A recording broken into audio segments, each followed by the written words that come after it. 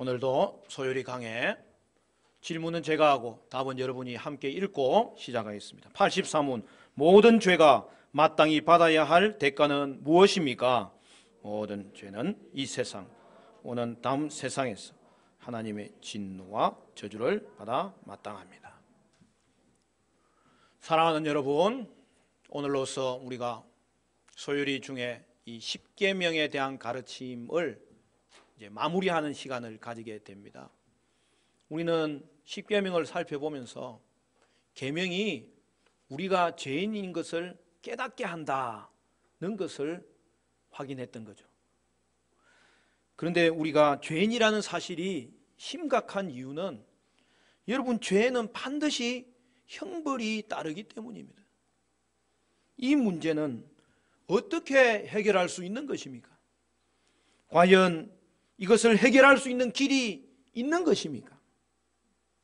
수영을 못하는 사람이 물에 빠지면 그에게 구명조끼를 던져 주어야 살 수 있습니다. 그리고 그는 그것을 붙잡아야 되는 거죠. 붙잡지 않고 스스로 아무리 노력해도 살 수가 없죠. 자신의 노력과 공로로 생명을 얻을 수가 없습니다. 여러분, 인류도 마찬가지예요. 여러분, 인류는 마치 물에 빠져 허우적대는 자들과 같습니다. 십계명의 말씀은 사람들에게 여러분 많은 죄를 짓고 있다는 사실을 알려주죠. 십계명을 모두 지킬 수 있는 사람은 없습니다. 십계명은 결국 복음과 연결되지만 가장 먼저 알아야 될 것은 우리가 하나님의 말씀을 지키려고 하면 할수록 지킬 수 없다는 사실을 알려주고 있는 거죠. 우리가 죄인이기 때문입니다. 그러면 어떻게 죄인이 구원을 받을 수 있습니까? 물 밖에서 구명 튜브를 던져주는 이가 있어야 되는 거죠. 사랑하는 여러분, 물 밖에서 구명 튜브를 던져 주실 수 있는 분은 예수님 밖에 없는 것입니다. 그래서 우리는 예수를 반드시 믿어야 되는 것입니다. 인간은 모두 물에 빠진 자이고 그리하여 결국에는 죽게 된 자입니다. 오늘 소요리는 죄에 빠진 자가 받게 되는 마땅한 형벌에 대해서 가르칩니다. 모든 죄는 이 세상에서도 그렇고 다음 세상에서도 하나님의 진노와 저주를 반드시 받게 된다는 사실입니다. 오늘 읽은 본문 말씀 우리가 한 번 더 같이 한번 읽어볼까요? 에베소서 5장 6절 말씀입니다. 다 같이 시작. 누구든지 헛된 말로 너희를 속이지 못하게 하라. 이로 말미암아 하나님의 진노가 불순종의 아들들에게 임하나니.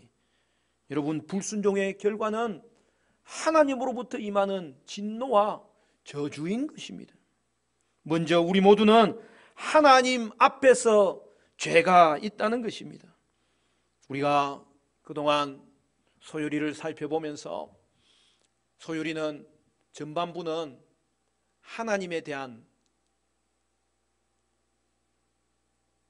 믿음이, 그 신앙이 어떤 것이어야 되느냐, 그것을 가르쳐 주었고, 또 후반부는 사람에게 대해서 우리는 또한 어떻게 행동해야 되는지 지금 우리가 살펴보고 있는 중이에요. 그래서 여러분, 신앙에 대한 도리는 원래 사도신경에 잘 나타나 있잖아요. 근데 소요리 문답은 그것을 107문까지 중에서 반은 이 사도신경의 그 내용을 자세하게 풀어서 믿음의 도리에 대해서 설명을 해놓은 거죠. 그리고 이제는 신앙과 함께 걸어가야 될 이 삶에 관한 내용, 신앙에 관한 내용을 가르쳐준 우리에게 우리의 삶은 어떻게 해야 되는지를 가르쳐주면서 가장 먼저 등장한 것이 여러분 십계명이었죠. 그리고 이제 마지막으로 우리가 살펴볼 것은 원래는 교회로는 그 전반부에 들어가 있어야 되는데 후반부는 삶과 교회가 또한 연결되기 때문에 교회론을 다루고 그리고 우리의 삶의 소망이 되는 기도에 대해서 주기도문이 마지막에 연결되어 있는 구조로 되어 있습니다. 우리가 소요리 16문에서 살펴볼 때 우리의 인간의 모습이 어떤 것인지를 우리가 세밀하게 살펴보는 중에 아담이 죄를 범했을 때 온 인류의 대표자로 행했다는 것을 배웠습니다. 아담이 죄를 지을 때에 우리 모두가 아담 안에서 죄를 지었고 아담과 더불어 타락한 것이죠. 우리는 그것을 원죄라고 합니다. 19문에 가서는 그것 때문에 모든 인류가 하나님의 진노와 저주 아래에 있음을 배웠습니다. 그리고 이번 문답은 우리가 하나님의 진노와 저주 아래에 있는 것이 아담의 죄 때문만이 아니라 우리 자신의 죄 때문이기도 함을 가르쳐 주는 거죠. 하나님은 아담이 행한 것 때문에 인류 전체에게 유죄 판결을 내리셨습니다. 만약 그렇지 않다 해도 우리 각자가 날마다 하나님 앞에서 짓는 죄로 인하여서 우리는 유죄 판결을 받는다고 말씀하고 있는 거죠. 우리는 그것을 자범죄, 즉 스스로 짓는 죄라고 합니다. 모든 죄는 하나님의 진노와 저주를 받으므로 우리 각 사람은 자신의 죄로 말미암아 하나님 앞에 전적으로 죄가 있는 존재입니다. 따라서 우리는 하나님 앞에 죄가 있으며 두 가지 이유로 벌을 받아야 마땅합니다. 다시 정리하면 첫째는 우리는 아담 안에서 죄가 있고 둘째는 우리 자신이 하나님께 불순종함으로 죄가 있습니다. 우리의 유일한 소망이 무엇일까요? 사랑하는 성도 여러분, 우리의 유일한 소망은 스스로 선하다 생각하기를 멈추고 하나님 앞에서 어쩔 수 없는 죄인임을 인정하는 것에서 출발하는 거예요. 우리는 거기서부터 죄인임을 깨달으면 하나님의 진노와 저주에서 우리를 구원해 주실 그리스도를 바라볼 수 있게 되는 거죠. 그래서 요한일서 1장 8절에서 10절은 이렇게 말합니다. 만일 우리가 죄가 없다고 말하면 스스로 속이고 또 진리가 우리 속에 있지 아니할 것이요 만일 우리가 우리 죄를 자백하면 그는 미쁘시고 의로우사 우리 죄를 사하시며 우리를 모든 불의에서 깨끗하게 하실 것이요 만일 우리가 범죄하지 아니하였다 하면 하나님을 거짓말하는 이로 만드는 것이니 또한 그의 말씀이 우리 속에 있지 아니하리니. 사랑하는 여러분, 오늘 이 시간 다시 한 번 더 확인할 수 있기를 바라는 것은 우리 모두는 자신이 죄인임을 고백할 수 있어야 되겠는데 또한 그로 인하여서 그리스도를 바라볼 수 있는 복된 심령이 되시기를 간절히 바랍니다. 여러분, 이번 문답에는 왜 모든 죄가 이 세상과 오는 세상에서 하나님의 진노와 저주를 받아 마땅하다고 하였던 것입니까? 여러분, 사람이 우리에게 죄를 짓고 우리는 그들을 용서해 줄 수 있어야 됩니다. 하나님은 다른 사람이 우리에게 잘못한 일을 우리가 용서해야 된다고 가르쳐 주고 있습니다. 특히 끔찍한 일을 저지르거나 같은 죄를 반복하는 사람을 향하여 여러분 죄를 용서하기는 너무나 쉽지 않습니다. 그러나 작은 죄는 그냥 넘어가기도 하죠. 그런데 여러분, 하나님도 그렇게 하실 수 있는 것 아닙니까? 모든 죄가 하나님의 진노와 저주를 받아서 마땅한 것입니까? 오늘 우리가 생각해야 될 것은, 여러분, 우리가 하나님께 죄를 짓는 것은 사람에게 죄를 짓는 것과 차원이 다릅니다. 사람에게 죄를 짓는 것은 다른 죄인에게 죄를 짓는 거예요. 그러나 하나님께 죄를 짓는 것은 전혀 죄짓지 아니하시고 회전하는 그림자도 없으시고 빛이신 거룩하신 분께 죄를 짓는 것입니다. 우리가 하나님께 죄를 지을 때에 우리에게 생명을 주시고 숨쉬는 공기를 포함해서 우리가 누리고 가진 모든 것을 우리에게 주신 분께 죄를 짓는 것입니다. 우리가 하나님께 죄를 지을 때에 절대적인 순종을 받기에 합당하신 만물의 창조자요 영광스러운 통치자이신 그분에게 죄를 짓는 거예요. 그런 하나님께 죄를 짓는 것은 너무나 악한 일입니다. 그래서 우리 죄는 하나님의 진노와 저주를 받아 마땅하다는 사실이죠. 여러분, 동물의 왕국을 보면 스컹크 알죠?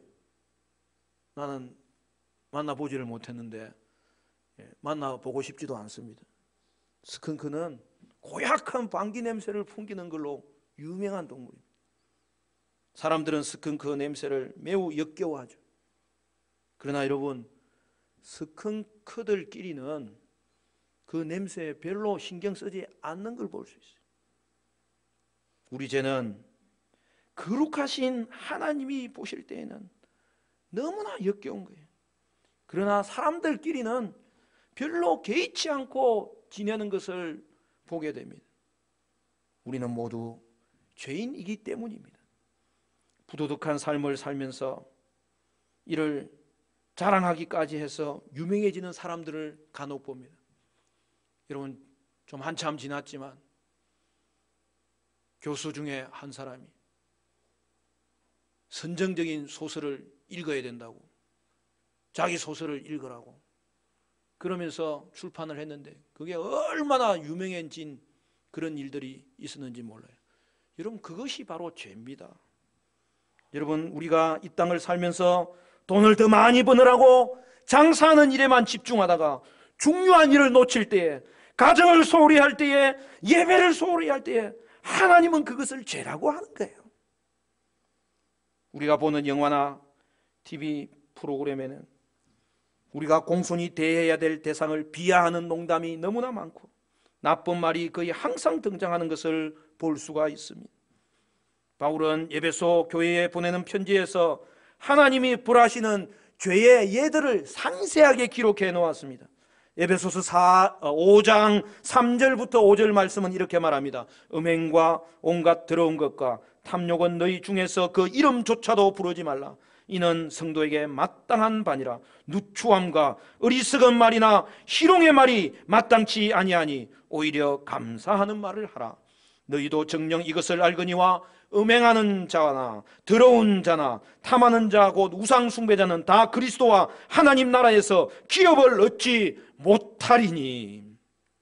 사랑하는 여러분, 이것들은 우리에게 아주 익숙하므로 우리 눈에 나빠 보이지 않을 수 있어도 하나님은 이 모든 죄를 매우 싫어한다는 사실을 기억해야 됩니다. 우리는 죄 때문에 이 세상과 다음 세상에서 하나님의 진노를 받게 될 것입니다. 이 세상에서 죄에 임하는 하나님의 심판이 여러 개 있지만 그 중에서 하나는 죄를 짓는 자들이 계속해서 점점 더 악해지는 것입니다. 죄를 지으면 지을수록 죄를 더 사랑하게 되는 것입니다. 사람들이 죄를 지을 때 자신이 어떻게 되고 있는지를 깨닫지 못하여서 자기가 하고 싶은 일을 마음껏 행하고 있습니다. 이들은 하나님을 알고 하나님께 순종하려는 마음이 없으며 오히려 죄를 섬기게 됩니다. 그래서 하나님이 저주의 일환으로 그들이 원하는 대로 내버려 두심을 성경은 정확하게 기록하고 있습니다. 로마서 1장을 보면은 우리의 죄인된 모습을 고발하면서 세 가지를 강조하는 내용이 24절, 25절, 28절에 나오는데요. 로마서 1장 24절은 그러므로 하나님께서 그들을 마음의 정욕대로 더러움에 내버려 두사 그들의 몸을 서로 욕되게 하게 하셨으니 26절에는 이 때문에 하나님께서 그들을 부끄러운 욕심에 내버려 두셨으니 곧 그들의 여자들도 순리대로 쓸 것을 바꾸어 영리로 쓰며 28절은 말합니다. 또한 그들이 마음에 하나님 두기를 싫어하며 하나님께서 그들을 그 상실한 마음대로 내버려 두사 합당하지 못한 일을 하게 하셨으니. 여러분, 이 땅 가운데서도 하나님의 진노는 이미 임하고 있어요. 그 중에서 중요한 것 하나는 죄를 지을 때 내버려 두심이 하나님의 심판임을 우리는 깨달을 수 있어야 되는 것입니다. 물론 죄를 많이 지으면 이 땅에서도 하나님의 진노가 임하고요, 다음 세상에서도 하나님의 진노는 반드시 임하게 될 것입니다. 따라서 모든 죄는 이 세상에서도 하나님의 진노가 임하고 다음 세상에서도 하나님의 진노를 받게 될 것입니다. 우리가 성경 직접 가볼까요? 요한계시록 20장 우리 같이 찾아봅시다. 요한계시록 20장으로 가면 거기에 다음 오는 세상 가운데서 하나님의 심판이 어떻게 이루어질지를 우리에게 말씀하고 있는데, 요한계시록 20장 말씀 11절부터 보면 신약성경 420쪽에 있습니다. 제가 봉독합니다. 또 내가 크고 흰 보좌와 그 위에 앉으신 이를 보니 땅과 하늘이 그 앞에서 피하여 간데 없더라. 또 내가 보니 죽은 자들이 큰 자나 작은 자나 그 보좌 앞에 서 있는데 책들이 펴 있고 또 다른 책이 펴졌으니 곧 생명책이라. 죽은 자들이 자기 행위를 따라 책들에 기록된 대로 심판을 받으니 바다가 그 가운데서 죽은 자들을 내주고 또 사망과 음부도 그 가운데에서 죽은 자들을 내주며 각 사람이 자기의 행위대로 심판을 받고 사망과 음부도 불못에 던져지니 이것은 둘째 사망고 불못이라. 누구든지 생명책에 기록되지 아니한 자는 불못에 던져지더라. 여러분, 하나님의 말씀은 1.1핵이라도 변개되지 않습니다. 그 말씀 그대로 이루어집니다. 최후의 심판이 있습니다.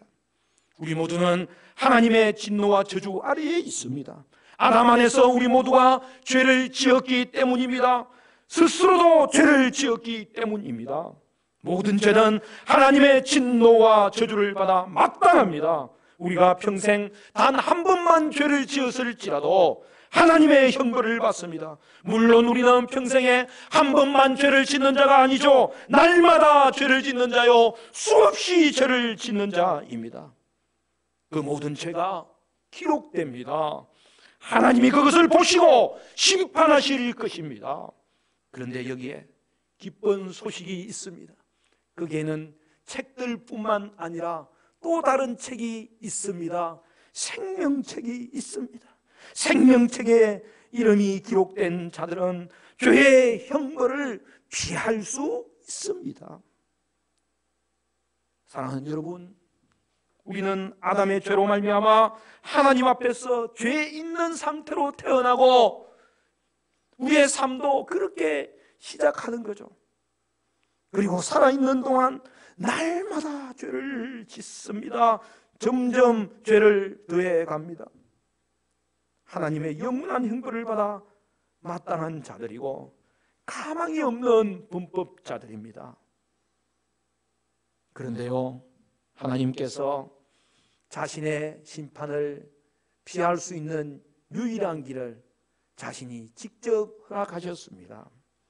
그것은 죄로 말미암아 저주와 형벌을 우리 대신 받으신 하나님의 아들 예수님을 믿는 것입니다. 자신이 죄인임을 인식하고 이제 그리스도를 바라보는 것입니다.